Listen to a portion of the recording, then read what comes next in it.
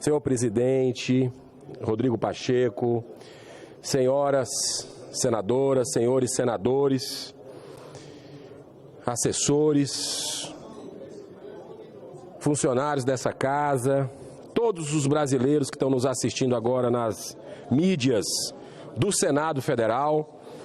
Em fevereiro de 2021, o vereador por São Paulo, Fernando Holliday, foi procurado pelo ex-vereador Zé Turim para lhe apresentar um esquema de corrupção com a criação de CNPJs laranjas para receberem um repasse de emendas parlamentares da Câmara de Vereadores de São Paulo. Esses recursos seriam destinados para eventos culturais na periferia paulista e com o superfaturamento. Fernando ficaria com 40% dos valores repassados pelas emendas. A partir dessa primeira conversa, o vereador Fernando Holliday procurou o Grupo de Atuação Especial no Combate ao Crime Organizado, GAECO, do Ministério Público de São Paulo. O juiz de primeira instância, Marco Antônio Vargas, autorizou a gravação das próximas conversas com o propósito de levantar provas.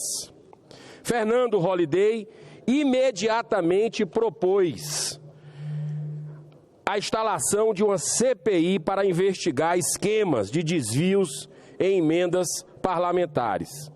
Numa casa com 55 vereadores, senador Cajuru, adivinha quantas assinaturas ele conseguiu até agora? Não atinge as 19, que é 1/3 da casa. Tem mais de 30 dias que ele está coletando as assinaturas sem conseguir o número. Eu quero parabenizar o vereador Fernando Holliday pela atitude correta, íntegra e corajosa do vereador, que deveria servir de exemplo a todos os políticos com mandato. Mas esse acontecimento específico, ainda muito raro na política brasileira, me fez lembrar dos fatos vergonhosos ocorridos na CPI da pandemia nessa casa no ano passado, que impediu qualquer tipo de investigação sobre os bilhões, ou melhor, as dezenas de bilhões de reais transferidos para estados e municípios.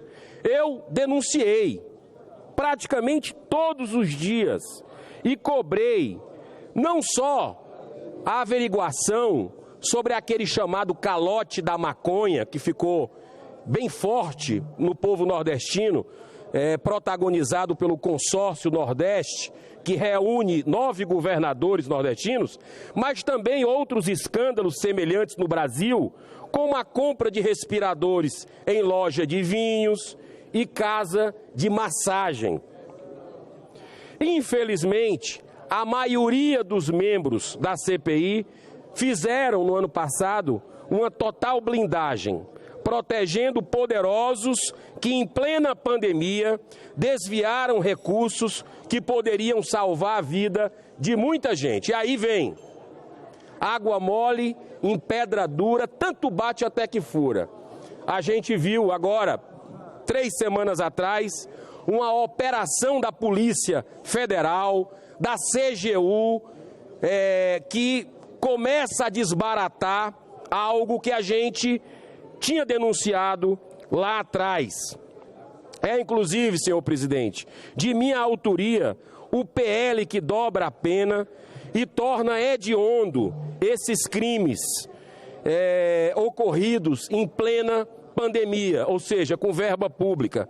Mas vale aquela ressalva: de que adianta uma lei rigorosa se não existirem as denúncias, as investigações e a correta aplicação da lei pelo Poder Judiciário? Mais 1 minuto só para encerrar, senhor presidente, por favor. Eu encerro, presidente Rodrigo Pacheco, dizendo que a grande crise que a gente vive no Brasil não é uma crise política, não é uma crise entre os poderes, não é uma crise econômica e social, que dói, a gente sabe, mas é uma crise moral, é a mãe de todas as crises. E eu vinha no avião para Brasília, nessa segunda-feira à noite, e 3 pessoas me abordaram, perguntando sobre o que o Senado iria fazer sobre os abusos, essa escalada autoritária do nosso Supremo Tribunal Federal, de alguns ministros do Supremo Tribunal Federal, porque o Supremo é importante, sim, para a nossa democracia. As pessoas estão incomodadas, cada vez mais, senhor presidente, para encerrar, cada vez mais as pessoas estão incomodadas com essa escalada autoritária. E eu faço, senhor, um pedido, um apelo, que é dos brasileiros, na percepção de praças, na percepção nas ruas, na percepção nos ambientes públicos. A cada 10 pessoas, 8 estão alertando para isso, para que o Senado precisa de alguma forma para pacificar, senhor presidente, equilibrar os poderes, fazendo o seu papel. E nós não conseguimos ainda aprovar. Eu tenho esperança que a gente aprove um convite. Tem ainda pendente do senador Lazier Martins, mas eu espero que a gente possa, de alguma forma, fazer um convite para entender exatamente falas políticas, com viés ideológico de alguns políticos que têm, inclusive, exacerbado aí, caçando palavra, a liberdade de imprensa, punindo jornalistas, e isso chega ao ponto de parlamentares também. Então, eu encerro as minhas palavras agradecendo a oportunidade e falando uma frase de um grande nome, respeitado por todos nós, senadora Maílza, Ulisses Guimarães, respeitado por todos nós, quando da promulgação da nossa Constituição. Ele disse o seguinte: a corrupção é o cupim, não roubar, não deixar roubar e pôr na cadeia quem roube. Esse é o primeiro mandamento da moral pública. Muito obrigado, senhor presidente, pela tolerância. Obrigado, senador Eduardo